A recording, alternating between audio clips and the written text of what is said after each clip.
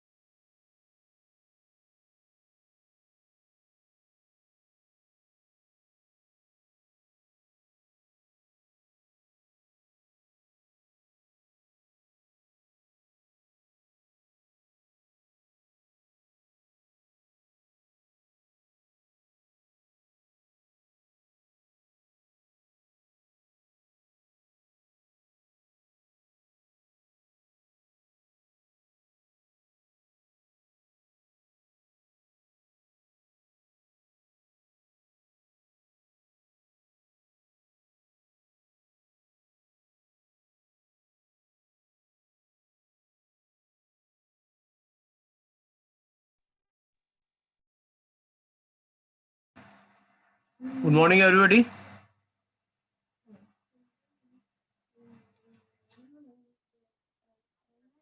बेटा आवाज आ रही है?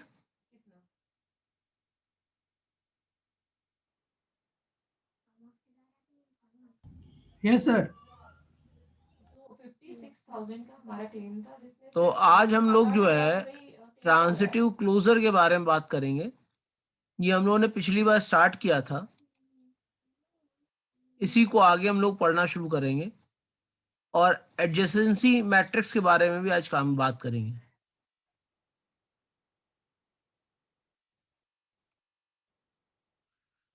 ट्रांजिटिव क्लोजर ग्राफ के बारे में हम लोगों ने कहा था ये आपको आंसर करता है रीचेबिलिटी प्रॉब्लम का।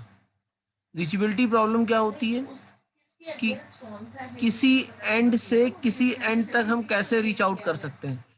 जैसे अगर आप देख रहे होंगे ग्राफ, इसमें हमारे graph A B C D E है, तो क्या ए से हम बी तक रीच कर सकते हैं? ए से क्या हम सी तक रीच कर सकते हैं? ए से क्या हम ई तक रीच कर सकते हैं?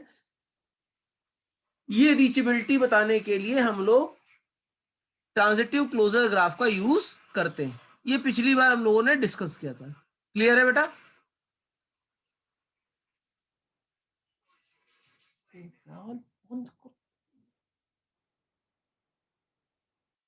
क्लियर है बेटा?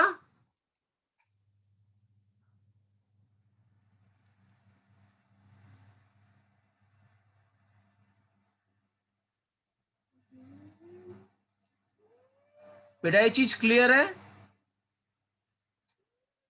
Yes sir. आशिया, आपने अपना दूसरा ट्यूट नहीं सबमिट किया है, क्या चक्कर है? आशिया,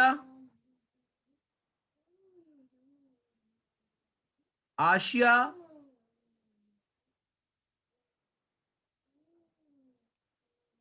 आशिया,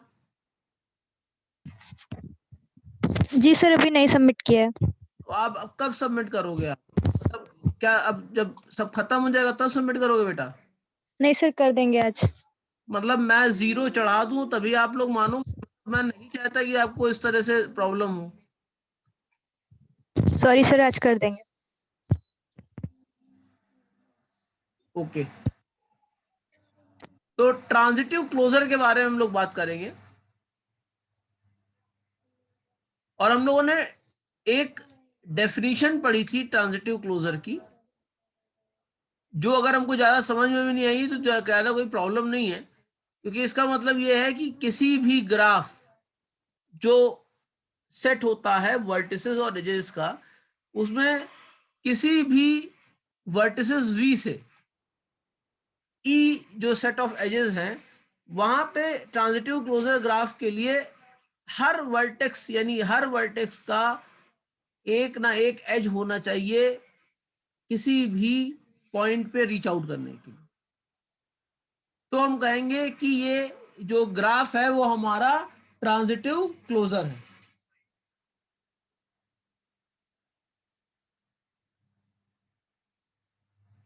तो ट्रांजिटिव क्लोजर की जरूरत क्यों पड़ी?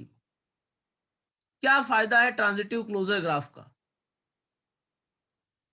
तो इन दो सवालों का जवाब यह है कि ट्रांजिटिव ग्राफ वैसे तो आपका डायरेक्टेड ग्राफ के अंदर ही निकाला जाता है, और बेसिकली ये कंप्यूटेशनल टास्क को कैलकुलेट करने के लिए यूज किया जाता है। कि जैसे मान लीजिए मेरा ए से सी पॉइंट तक, मान लीजिए मेरे पास ये एक ए पॉइंट है और एक ये सी पॉइंट बी पॉइंट है और ये एक सी पॉइंट है। तो डायरेक्टेड ग्राफ की रीचेबिलिटी का मतलब ये हुआ कि मान लीजिए मेरे पास एक रोड, एक रीचेबिलिटी है कि ए टू बी, बी टू सी, और एक रीचेबिलिटी है ए टू सी। तो हम कौन सी यूज करेंगे, कौन सी नहीं यूज करेंगे? और अगर हम कोई यूज कर रहे हैं, कोई भी अगर हम लोगों ने यूज करना शुरू किया है, तो वो क्यों यूज करना शुरू किया है?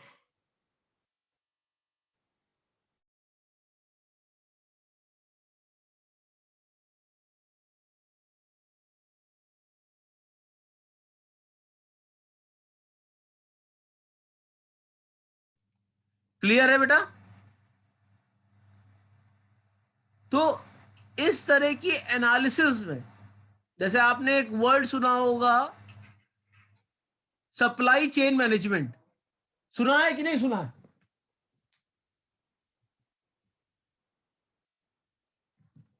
सुना है कि नहीं सुना है आप लोगों ने सप्लाई चेन मैनेजमेंट?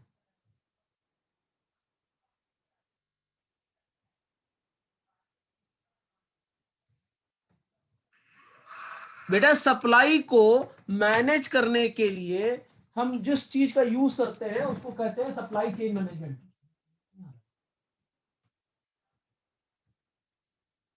ठीक है, क्योंकि जो कॉस्टली चीज होती है उसको हम स्टॉक नहीं कर सकते, तो वहां पर जब उनकी एज एंड व्हेन रिक्वायरमेंट होती है तभी हम उसका यूज करते हैं। बाहर जाओ।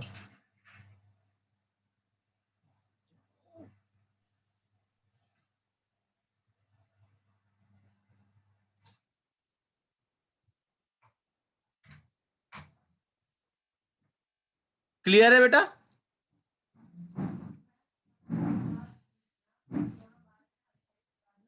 जैसे transitive closure is used to find the reachability analysis of a transition network representing distributed and parallel system. यानी वो सिस्टम जिसके थ्रू, डिस्ट्रीब्यूटेड का मतलब क्या हो गया, अगर मान लीजिए मुझे अलग अलग पॉइंट से, मतलब कोई एक सेंट्रलाइज जगह पे कोई चीज स्टोर नहीं है। पैरेलल सिस्टम का मतलब क्या हुआ कि कोई ए चीज है वो मैं एक्स लोकेशन से भी ले सकता हूँ और वाई लोकेशन से भी ले सकता हूँ। जैसे मान लीजिए आपका घर है, आपके घर के पास दो दुकानें हैं और दोनों दुकानों पे एक ही सामान मिलता है, तो आप किस दुकान पे जाना चाहोगे? सर जो नजदीक होगा। अब वो नजदीकी आप कैसे पता करोगे? उसके लिए आप डिस्टेंस देखोगे, है ना, और रीचेबिलिटी देखोगे कि कहाँ पे रीचेबिलिटी आसान है। मान लीजिए जो आपका पड़ोस की दुकान है, वहां तक पहुंचने में आपको टाइम ज्यादा लग रहा है किसी कारणवश, मान लीजिए रास्ते में कोई ऑब्स्टिकल्स ज्यादा हैं या रास्ता सही नहीं है ना, तो फिर आप उस तरफ मूव करेंगे जिस तरफ रास्ता आसान होगा और आप आसानी से रीच कर सकते हैं। सही कह रहा हूँ, गलत कह रहा हूँ? सही है Yes, सर। sir. इसके अलावा मान लीजिए आपको 4 आइटम्स उठाने हैं अलग अलग दुकान में। मार्केट जाते ही होंगे आप लोग, ठीक है, मम्मी ने कोई काम आपको बता दिया, आप 4 सामान उठाने जाते हैं या 5 सामान उठाने जाते हैं, तो आप सबसे पहला कौन सा सामान उठाएंगे, फिर आप कौन सा उठाएंगे, इसकी प्लानिंग करने के लिए ट्रांजिटिव क्लोजर का यूज करते हैं।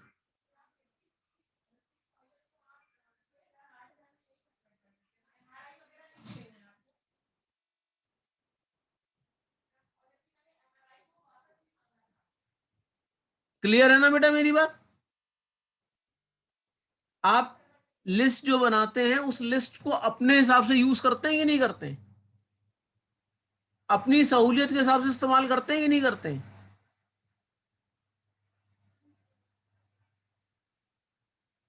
क्योंकि आइटम सारे मार्केट में अवेलेबल हैं, बट आप ऐसा नहीं है लिस्ट का जो पहला आइटम है उसी को आप लेना पहले लेने जाएंगे, भले ही वो आगे पड़ रहा हो या जो है कहीं और दूर पड़ रहा हो।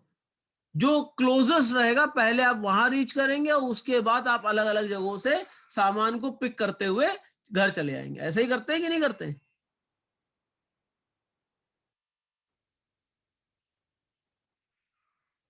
भाई ऐसे ही हम लोग करते हैं कि नहीं करते हैं काम? तो ये जो ग्राफ है ये बेसिकली इसीलिए यूज होते हैं। अब ये तो मैंने छोटा सा एग्जांपल लिया था। मान लीजिए आपकी मेडिसिन है, मेडिसिन आपने देखा होगा कई जगह, कई बार पुणे साइड से आती है, कई बार उत्तरांचल से आती है। तो डिपेंड करता है कि आपकी रीचेबिलिटी कहाँ से ज्यादा आसानी से हो रही है और कौन सी दवाई कब आप तक रीच पहले कर सकती है। तो इसीलिए आपने देखा होगा आजकल पैकेजिंग, मार्केटिंग, इस तरह की अलग अलग यूनिट लोगों ने लगा रखी, बड़ी बड़ी कंपनियों ने अलग अलग लोकेशंस पे लगा रखी। क्यों लगा रखी है? रीचेबिलिटी को प्रोवाइड करने के लिए। क्लियर है बेटा?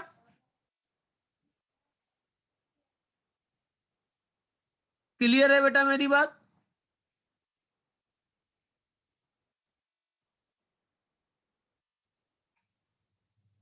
आवाज नहीं आ रही है या क्लियर नहीं हुआ? यस सर, क्लियर है। भाई आवाज नहीं आ रही है, नहीं क्लियर हुआ, बता दीजिए प्लीज।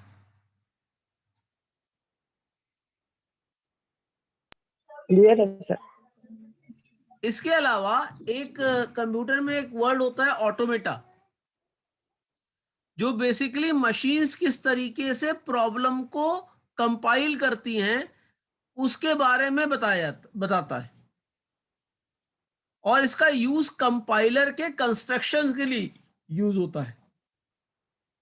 आपने देखा होगा कि अलग अलग लैंग्वेजेस के कंपाइलर आते हैं, सी का आता है, जावा का आता है।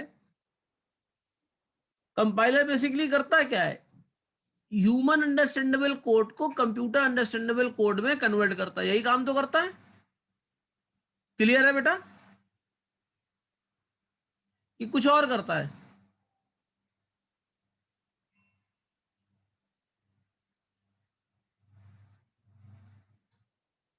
तो पार्सिंग किस तरीके से करनी है? पार्सिंग इज कॉल्ड ट्रांसलेशन, कि एक तरह से दूसरी तरह की लैंग्वेज में ट्रांसलेट किस तरीके से करना है। क्लियर है बेटा मेरी बात?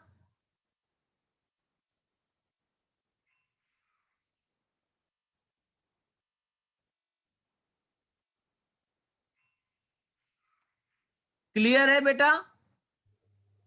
Yes sir. मतलब क्या हो गया, आज आप लोग की एनर्जी नहीं है? आज साल का दूसरा ही दिन है भाई। पहले दिन सब आप लोगों की छुट्टी इसलिए कर दी गई, दूसरे दिन आप लोग एनर्जी पूरी रहे, या ये लग रहा है कि सैटरडे को काम करना पड़ रहा है?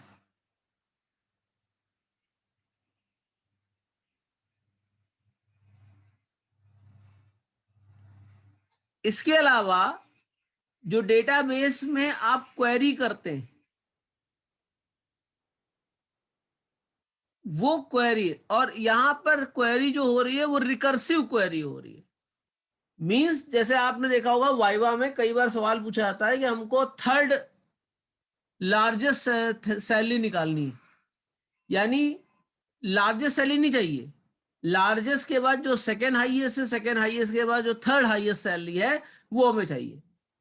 तो पहले आप क्या करेंगे? एक क्वेरी चलाएंगे जिसमें से आपको हाईएस्ट सैलरी छोड़ के बाकी सारी सैलरी आपको मिल जाए, ठीक है ना? उसका दोबारा एक क्वेरी चलाएंगे जिससे आपको फिर हाईएस्ट छोड़ के, अब वो कौन सी हाईएस्ट होगी? सेकेंड हाईएस्ट होगी, उसको छोड़ के हाईएस्ट को मिल जाए, तो जो उसका आउटपुट आएगा उसी को तो आप प्रिंट कराओगे। बात समझ में आ रही है?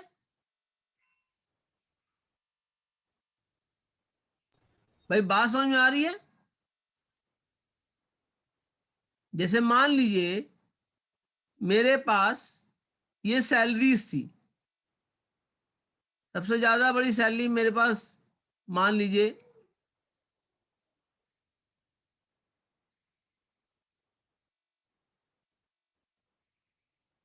1 लाख रुपए की थी। अगली सैलरी मेरी जो थी वो 90,000 की थी।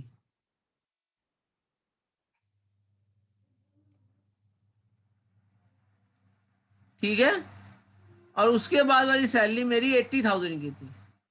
तो हम चाहते हैं मुझे थर्ड हाईएस्ट सैलरी मिल जाए। तो थर्ड हाईएस्ट सैलरी कितनी है?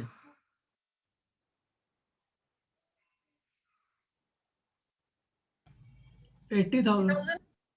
है कि नहीं है? Yes, sir. जब सबसे पहली आप क्वेरी चलाएंगे तो हम क्वेरी चला रहे हैं कि display all the salary which are less than the highest salary. तो हमको कौन कौन सी सैलरी मिलेगी? 90,000 मिलेगी, मिलेगी कि नहीं मिलेगी? 80,000 मिलेगी, मिलेगी। और हमारी जो 1 लाख वाली सैलरी है ये हमको शो नहीं होगी। क्लियर है ना? Yes, sir. अब हमने कहा कि अब गिवन में, अब जो गिवन डेटा है, जो हमारा आउटपुट आया है, इसमें से जो हाईएस्ट सैलरी है उसको निकालो और बाकी डेटा आप छोड़ दो। तो हाईएस्ट सैलरी क्या हुई? 90,000। अगले लूप में या हॉप में अगली हाईएस्ट सैलरी कितनी? 90,000। इसके बाद अगले हॉप में क्या निकलेगा? ये 80,000 निकलेगी कि नहीं निकलेगी?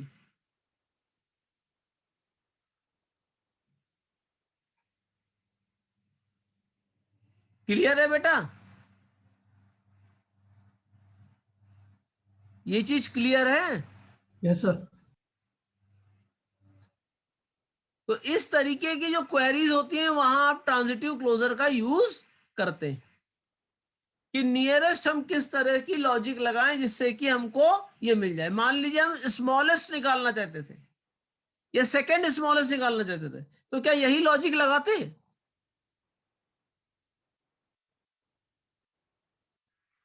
तब तो ये लॉजिक लगाते और मान लो 2 लाख पीपल होते तो हमारी क्वेरी कम से कम 9 लाख मतलब 1,99,000 तक तो चलती चलती चलती कि नहीं चलती? तो वहां पे शॉर्टर वर्जन करने के लिए हमें क्या करना पड़ता? हम स्मॉलेस्ट से चलते। तो जब तक हमको ये पता नहीं रहेगा कि हम पाथ पे कैसे रीच आउट कर सकते हैं, तब तक हम जो है एप्रोप्रिएट रिजल्ट नहीं निकाल सकते हैं। क्लियर है बेटा?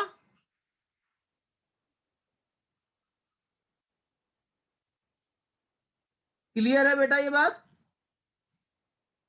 Yes, sir.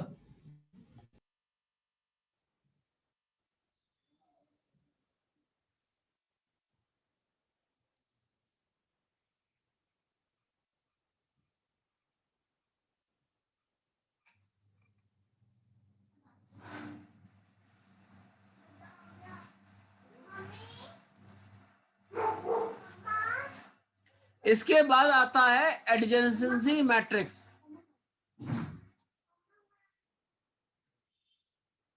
एडजेंसी मैट्रिक्स का मतलब ये होता है, ये रिप्रेजेंट करते हैं कि किस नोड के एडजेसेंट कौन सा नोड है। दो नोड्स को एडजेसेंट तभी कहा जाता है जब दोनों को आपस में किसी एज के थ्रू कनेक्ट किया जाता है। क्लियर है? क्लियर है बेटा ये बात? Yes, sir. अगर मैं कहूं कि मेरे दो चीजें एडजेसेंसी हो जाए तो उसके लिए सबसे पहले मुझे क्या करना पड़ेगा? देखना पड़ेगा मेरी कनेक्टिविटी वहां तक है कि नहीं है। दो नोड एडजेसेंट तभी होंगे जब मेरी वहां से कनेक्टिविटी होगी। क्लियर है बेटा? Yes, sir. तो अगर देख लें in a directed graph G, if the node V is adjacent to node U, then there is definitely an edge from U to V. मतलब अगर U से V तक एज नहीं है तो दोनों एडजेसेंट नहीं है, भले ही अगल बगल लिखे हो। यहां लिखने से नहीं हो रहा है, यहां किससे हो रहा है? कनेक्टिविटी से हो रहा है। क्लियर है बेटा?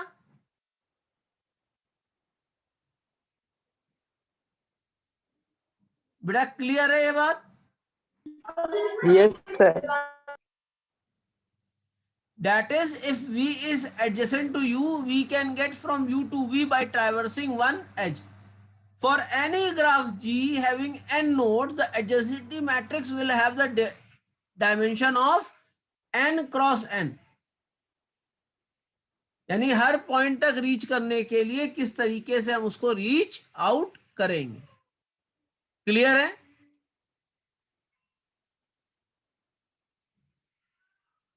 Yes, sir.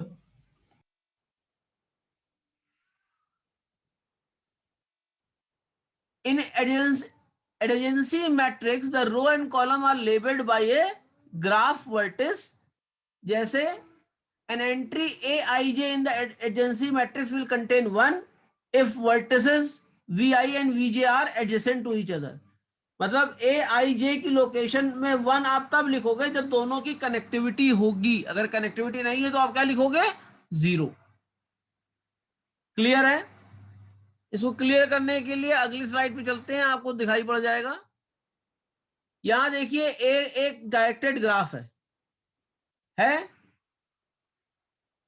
एक डायरेक्टेड ग्राफ है। क्लियर है बेटा? क्या ए की कनेक्टिविटी ए से है? भाई रिवर्स लूप तो लगी नहीं है, कोई लूप तो यहां लगी नहीं है, लगी है लूप? No, sir. तो इसलिए 0 आया। क्लियर है?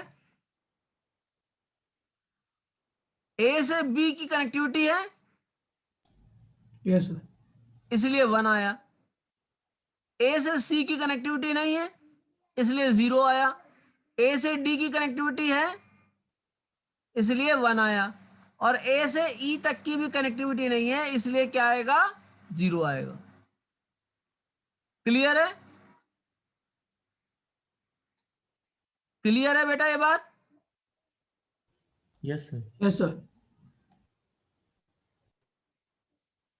तो एडजेंसी निकाल लोगे अब?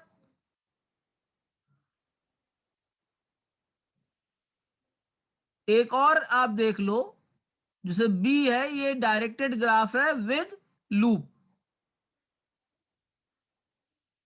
तो क्या ए अपने तक जा सकता है? नहीं जा सकता है। क्या ए बी तक जा सकता है? इसलिए वहां क्या है? 1 है। क्या ए सी तक जा सकता है? No, sir. इसलिए 0 है। ए डी तक जा सकता है, इसलिए 1 है। क्या आप बी से ए तक जा सकते हैं? No, sir. इसलिए 0 है। लेकिन क्या आप बी से बी तक जा सकते हैं? देखिए यहां पे लूप बनी हुई है।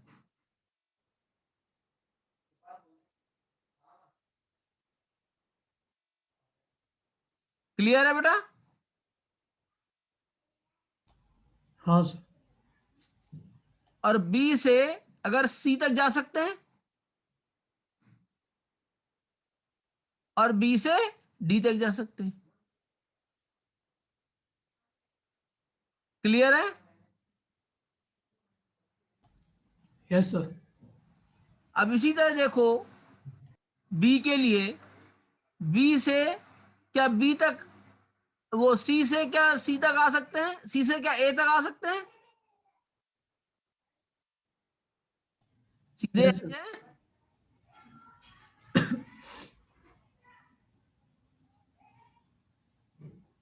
है कि नहीं है? हाँ सर, जा सकते हैं ये तक। और सी से क्या बी तक जा सकते हैं? No sir.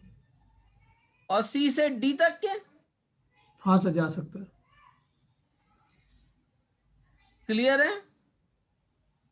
यस सर, समझ गए ये।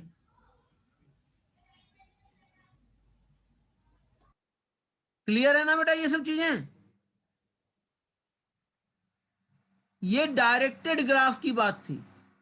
अब अनडायरेक्टेड ग्राफ, क्या ए टू ए आ सकते हैं? ए टू बी आ सकते हैं? आ सकते हैं, क्योंकि अब कोई एरो तो है नहीं। तो जब एरो नहीं है तो इसका मतलब क्या है, दोनों रिवर्सिबल हैं। रिवर्सिबल है, हाँ ए सर। से बी भी आ सकते हैं, बी से ए भी आ सकते हैं। क्लियर है ना मेरी बात? Yes sir. तो एडजेसेंसी मैट्रिक्स बना लोगे।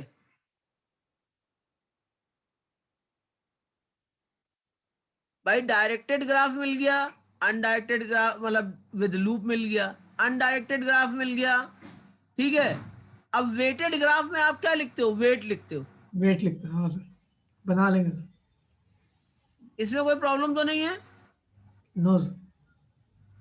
तो ट्रांजिटिव क्लोजर को फाइंड आउट करने के लिए आपको एडजेसेंसी मैट्रिक्स को बनाना पड़ेगा ही।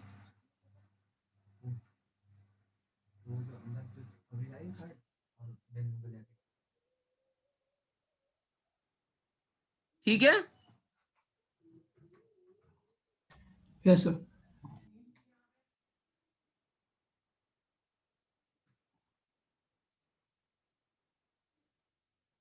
Since adjacency matrix contain only 0 and 1, it is also called bit matrix और boolean matrix। ठीक है, अगर वेटेड ग्राफ नहीं है तो आप 0 और 1 ही तो डालोगे। अगर वेटेड ग्राफ नहीं है तो 0 और 1 ही तो डालोगे। Yes sir. और जब 0 और 1 आप डाल रहे हो तो इसको हम बिट मैट्रिक्स कह सकते हैं या बूलियन मैट्रिक्स कह सकते हैं। The entries in the matrix depend on the ordering of the nodes in G। मतलब जिस तरह से कनेक्टिविटी होगी आप उस तरीके से वैल्यू आपकी आएगी, उस तरह से आपकी बार बार वैल्यू आएगी। क्लियर है?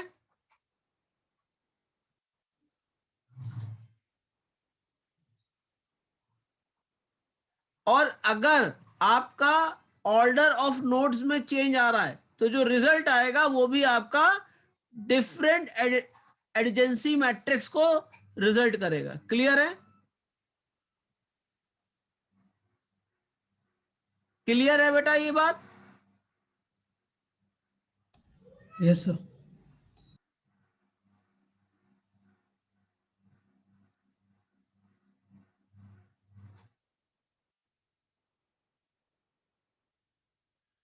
अब ग्राफ में ट्राइवर्सल करने के हमारे पास बेसिकली जो स्टैंडर्ड्स मेथड्स हैं वो दो हैं।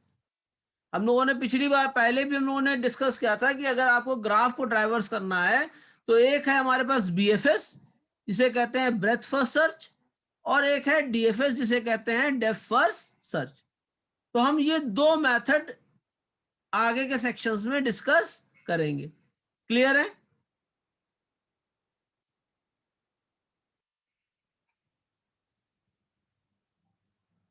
Yes sir.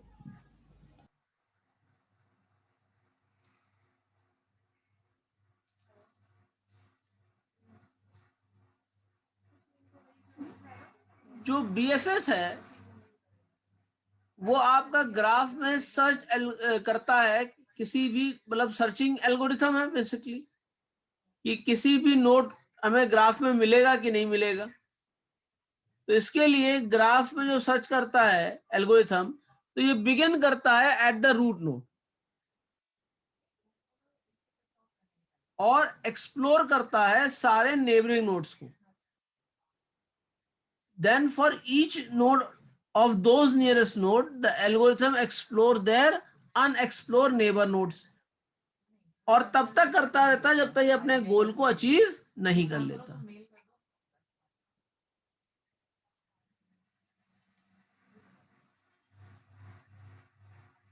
जैसे मान लीजिए ये है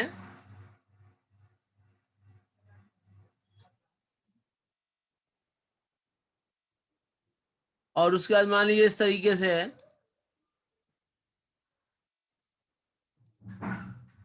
अगर ये अनडायरेक्टेड है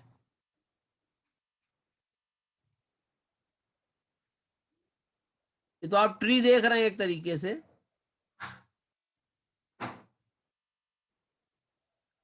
तो पहले ये वाला नोड ट्राइवर्स होगा, उसके बाद वो यहां पे जाएगा, यहां से ये वापस यहाँ पे डाइवर्ट होगा, फिर ये यहाँ पे जाएगा और फिर यहां से यहाँ पे डाइवर्ट होगा। और ये तब तक के लेवल आपका बढ़ता जाएगा जब तक कि उसको गोल अचीव ना हो जाए। क्लियर है? Yes sir. लेकिन ये बात हमने किस में कही थी? अनडायरेक्टेड में। डायरेक्टेड में जो डायरेक्शन होगा उसके हिसाब से चलेगा। क्लियर है बेटा?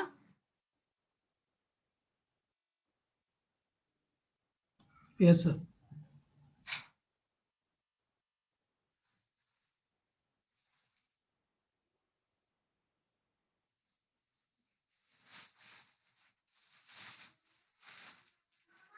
तो अगर एल्गोरिथम देखो,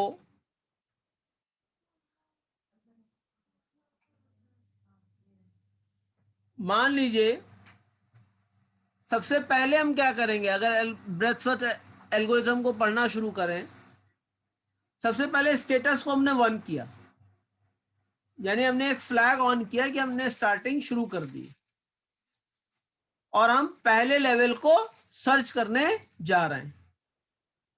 और यहां पर जितने नोड भी जी के हैं उन सारे नोड्स को हम ट्राइवर्स करेंगे और एक क्यू बनाएंगे starting from the node A, और उसके बाद स्टेटस को कर देंगे 2, और 2 हमारा क्या है? Waiting status. यानी हम गोल को देख रहे हैं कि गोल हमारा अचीव हो रहा है या गोल हमारा इस लेवल पे अचीव नहीं होगा। अब जो तीसरा स्टेप है उसको चौथा 5वां स्टेप तब तक रिपीट करते रहेंगे जब तक के आपकी क्यू एम्प्टी ना हो जाए। यानी हर एक नोड को ट्राइवर्स करके देखना है कि कहीं ये तो गोल नहीं है, और अगर ये गोल है, जब गोल हो तो वहां से हमको उसको प्रोसेस करके उसको निकल जाना है वहां पे। क्लियर है मेरी बात?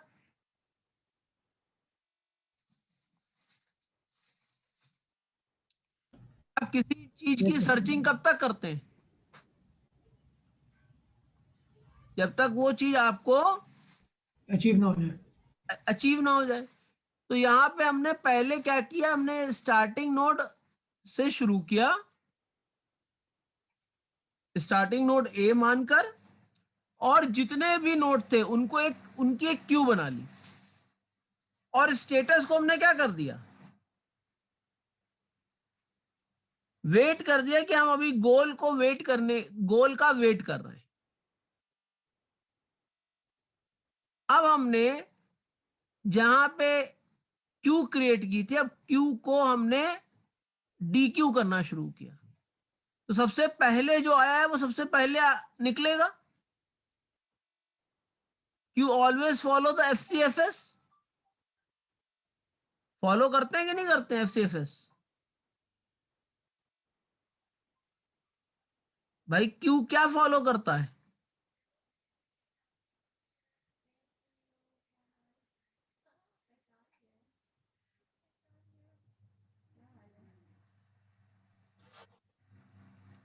हाँ गौरव बताओ बेटा, क्यू क्या फॉलो करता है? First in first out. यानी first come first serve. Yes sir. पर अगर आप लाइन में पहले लगे हैं तो आपको पहले आपका काम होगा, फिर किसी दूसरे का काम होगा, यही तो होता है ना। तो जो जी सर। नोड हमने क्यू किया उसी को NQ करेंगे, उसको DQ करेंगे।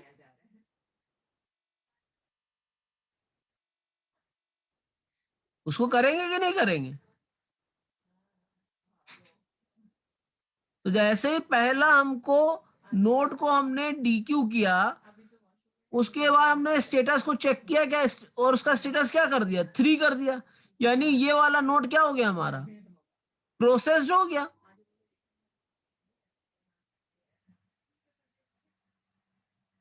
ये क्या हो गया, प्रोसेस्ड हो गया। क्लियर है मेरी बात? Yes, sir.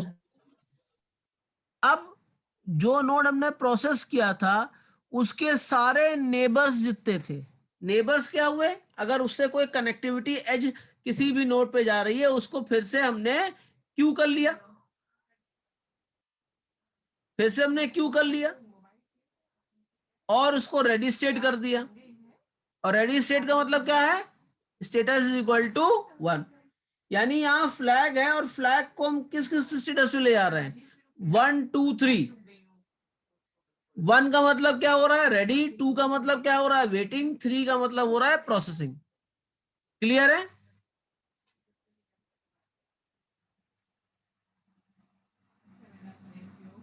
ठीक है। Yes sir. क्लियर है बेटा ये चीज?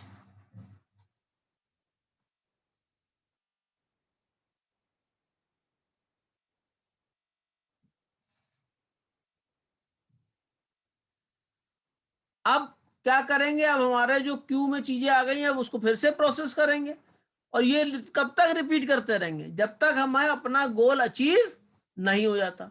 क्लियर है कि नहीं क्लियर है लोगों? तो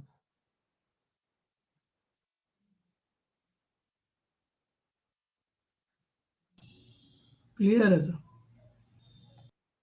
गौरव,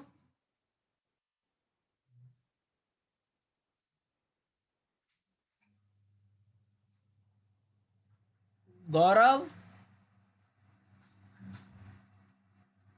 Yes, sir. समझ में आ रही है बेटा? जी sir.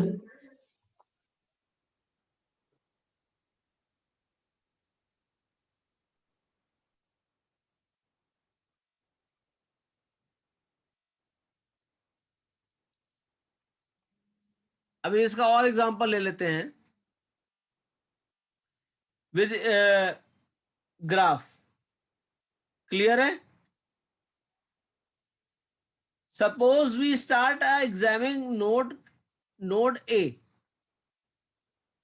then all the neighbors of A are examined. Neighbours का मतलब क्या हुआ, they must be having a connecting edge to the other vertex. Clear है?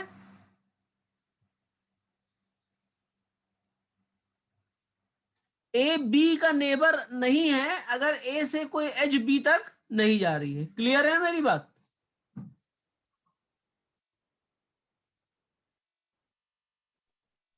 है? Yes, sir.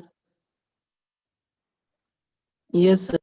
अब अगले स्टेप में हम क्या करेंगे, we examine the neighbours of A, और इस तरह से हम तब तक करते रहेंगे जब तक कि हमको हमारा गोल अचीव नहीं हो सकता।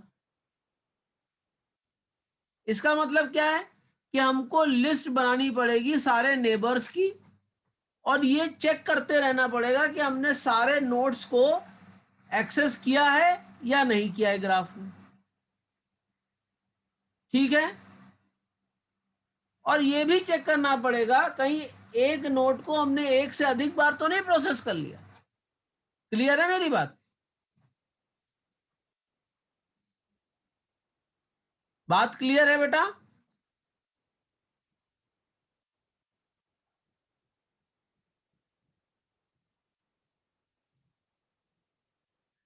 बताओ तो आगे चले, नहीं तो रुके हम यहीं पे। जब तक बोलोगे नहीं तो हम भी, अभी कोई दिक्कत नहीं, हमें भी कोई जल्दी नहीं है,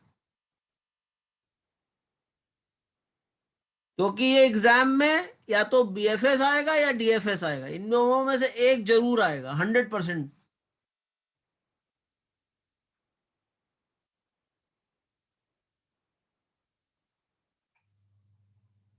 बेटा क्लियर है?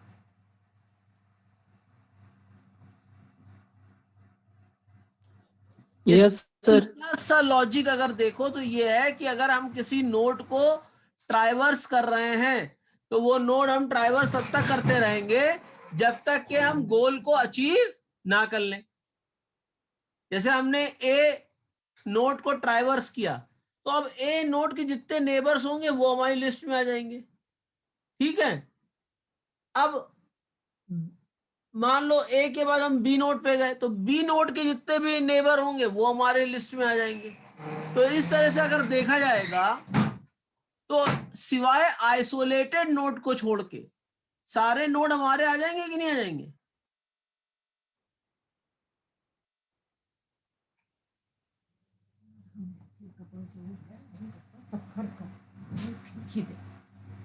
क्लियर है बेटा ये बात?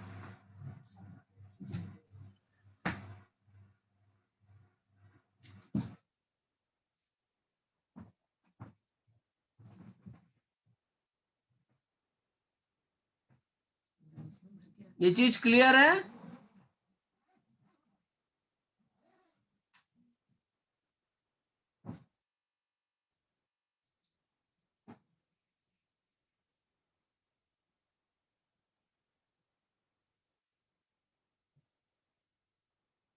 बेटा समझ में आ रहा है कि नहीं आ रहा है?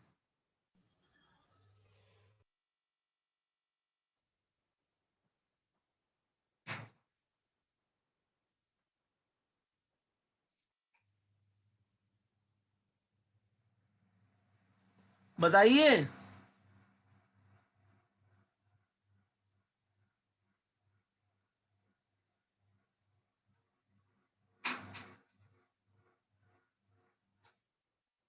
बताइए बेटा, क्लियर है?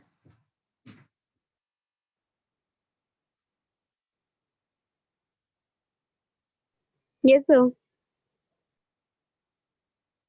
अब जैसे यहां पे आप देख लीजिए, एक ग्राफ है नीचे फिगर में है, ये कौन सा ग्राफ है?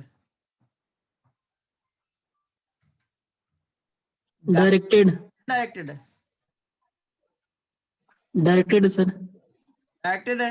तो अब ए की एडजेंसी लिस्ट बनाइए। ए के नेबर कौन कौन है? ए का नेबर कौन कौन है बेटा? B C D. क्लियर है। अब बी का नेबर कौन है? ई। ई। ई है। सी के नेबर कौन है? बी और जी। और जी। और कोई तो है नहीं। नहीं सर। अब फिर उसके बाद क्या कौन सा नेबर हमें बचा है? डी। सी और जी। ठीक। अब हमारे पास क्या बचा है जो अभी एक्सप्लोर नहीं हुआ? वो ए भी एक्सप्लोर हो गया है, बी भी एक्सप्लोर हो गया है, सी भी एक्सप्लोर हो गया है। अब लिस्ट में कौन सी ऐसी चीजें जो एक्सप्लोर नहीं हुई है? ई। ई। तो ई के नेबर कौन कौन है? सी और एफ। और अब लिस्ट में कौन सी ऐसी चीज बची जो एक्सप्लोर नहीं हुई है? एफ। एफ। तो एफ के नेबर कौन कौन है? सी और एच। सी और एच। सही है ना?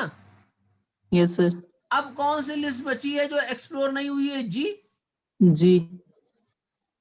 तो जी के नेबर कौन है? F H I. F H I है। अब एच यस सर। कौन है? ई और आई। ई और आई। Yes sir. और आई का नेबर कौन है? एफ। तो ये एडजेंसी लिस्ट बना लोगे। Yes sir.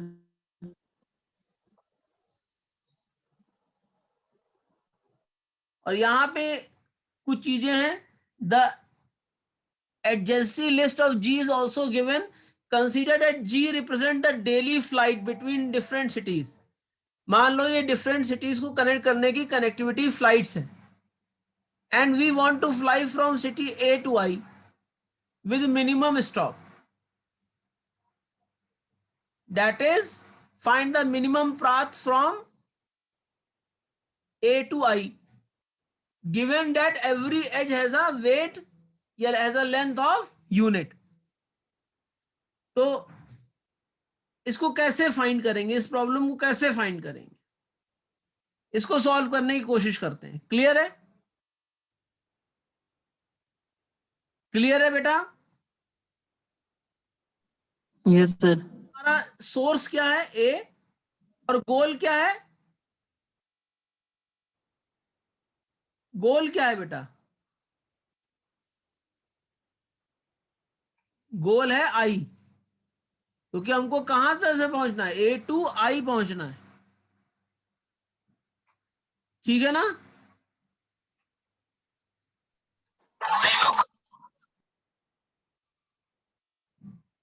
ए टू आई पहुंचना है। Yes sir. क्लियर है बेटा?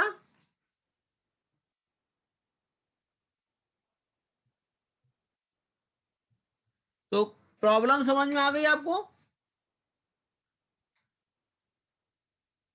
मैं यस सर। नहीं पूछ रहा हूँ, अभी प्रॉब्लम के बारे में पूछ रहा हूँ। प्रॉब्लम क्लियर है? Yes sir. What is the problem? That we have to find the minimum path, that is called P, from A to I. ठीक, तो एल्गो शुरू करते हैं अपनी।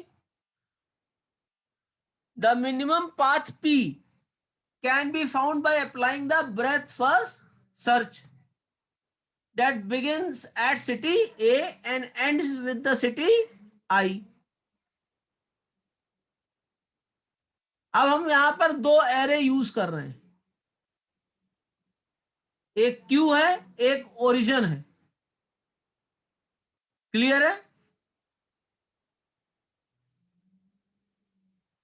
While Q is used to hold a node that have to be processed, and origin is used to keep track of origin of each edge. Clear है भाई? दोनों array क्या करेंगे, ये क्लियर हो गया?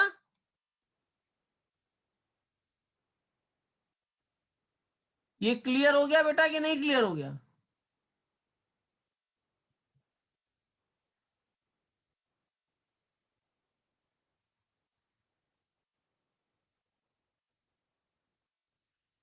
ये क्लियर हुआ? Yes sir.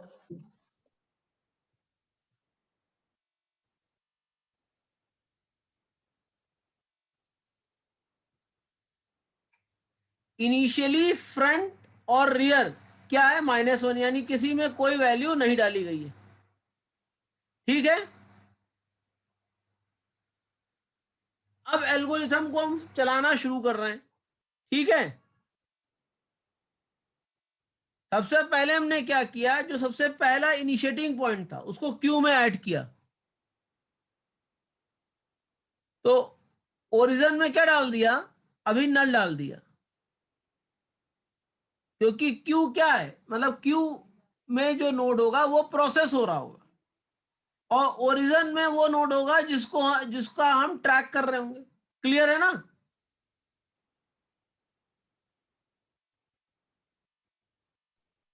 Yes sir. 1 से फ्रंट और रियर की वैल्यू -1 से क्या हो गई? 0 हो गई। हो गई कि नहीं हो गई भाई? जब एरे में कोई वैल्यू ऐड करोगे तो इंडेक्स भी तो बढ़ाओगे। क्यू जी सर। में तुमने ए ऐड कर दिया, ओरिजिन फ्रंट में नल ऐड कर लिया। क्लियर है?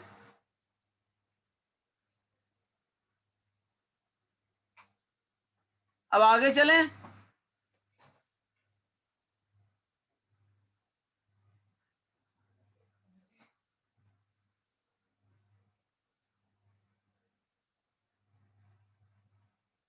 या मंडे को कवर करें, बताओ?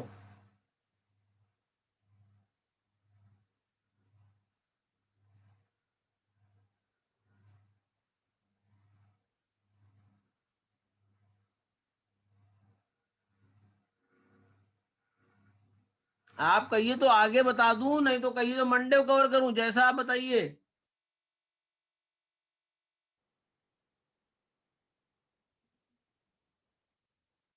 हम्म,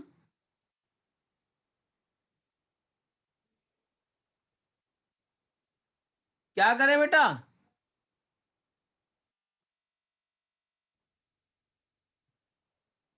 अरे बोलो भाई तुम लोग।